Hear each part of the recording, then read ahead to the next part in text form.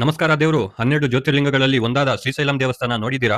ಹೋಗೋ ರೂಟ್ ಅಂತೂ ತುಂಬಾ ಕ್ರೇಜಿ ಆಗಿ ಇದೆ ಗುರು. ಫುಲ್ ಘಾಟ್ಸ್ ಇಂದ ತುಂಬಿದೆ. ಇದು ನಲ್ಲಮಲ್ಲ ಫಾರೆಸ್ಟ್ ಬೆಟ್ಟಗಳ ಮೇಲೆ ಆಂಧ್ರ ಪ್ರದೇಶದಲ್ಲಿ ಇರೋದು. ದೇವಸ್ಥಾನ ಸುತ್ತಮುತ್ತ ಅಂತೂ ಒಳ್ಳೆ ಪಾಸಿಟಿವ್ ವೈಬ್ಸ್ ಇಂದ ತುಂಬಿರುತ್ತೆ. ಬೆಳಿಗ್ಗೆ ಹೋಗಿ ಆ ಶಿವನ ದರ್ಶನ ಮಾಡ್ಕೊಂಡ್ರೆ ಲೈಫ್ ಒಂದ್ಸಲ ರಪ್ ಅಂತ ರೀಸ್ಟಾರ್ಟ್ ಆಗತ್ತೆ. ಪಕ್ಕದಲ್ಲೇ ಭ್ರಮರಾಂಬಿಕಾ ದೇವಿ ಶಕ್ತಿಪೀಠ ದೇವಸ್ಥಾನ ಕೂಡ ಇದೆ. ಆ ಅಮ್ಮನವರನ್ನಂತೂ ಸಖತ್ತಾಗಿ ಅಲಂಕಾರ ಮಾಡಿದ್ರು. ಹಾಗೆ ದೇವಸ್ಥಾನ ಕಾಂಪೌಂಡ್ ಒಳಗಡೆ ಹಸುಗಳನ್ನು ಸಾಕುತ್ತಿದ್ರು. ಇದೆಲ್ಲ ನೋಡ್ಕೊಂಡು 2 ಕಿಲೋಮೀಟರ್ ಹಿಂದೆ ಬಂದ್ರೆ ಸಾಕ್ಷಿ ಗಣಪತಿ ದೇವಸ್ಥಾನ ಇರತ್ತೆ. ಇಲ್ಲಿ ದೇವರ ವಿಗ್ರಹ ಅಂತೂ ತುಂಬಾ ದೊಡ್ಡದಾಗಿ ಇದೆ. ಅಲ್ಲಿ ಕಣ್ತುಂಬ ನೋಡ್ಕೊಂಡು ಇನ್ ಸ್ವಲ್ಪ ದೂರದಲ್ಲೇ ಫಲಾಧಾರ ಪಂಚದಾರ ವಾಟರ್ ಫಾಲ್ಸ್ ಇರುತ್ತೆ. ಇದು ಯಾವ ಕಾಲದಲ್ಲೂ ಸ್ಟಾಪ್ ಆಗಲ್ವಂತೆ. ದೇವರ ಮೇಲೆ ನಿತ್ಯ ಗಂಗೆ ಸುರಿತಾನೆ ಇರ್ತಾರೆ. ಮತ್ತೆ ಅಲ್ಲಿಂದ ಶ್ರೀಶೈಲಂ ಡ್ಯಾಮ್ ಕಡೆಗೆ ಬಂದ್ರೆ ರೋಪ್ವೇ ನಲ್ಲಿ ಬೋಟ್ ಹತ್ರಕ್ಕೆ ಹೋಗ್ಬೋದು. ಇದು ತುಂಬಾ ಕ್ರೇಜಿ ಫೀಲ್ ಕೊಡುತ್ತೆ. ಮತ್ತೆ ಬೋಟ್ ನಲ್ಲಿ ಡ್ಯಾಮ್ ಹತ್ರಕ್ಕೆ ಕರ್ಕೊಂಡು ಹೋಗಿ ರಿಟರ್ನ್ ಬರ್ತಾರೆ.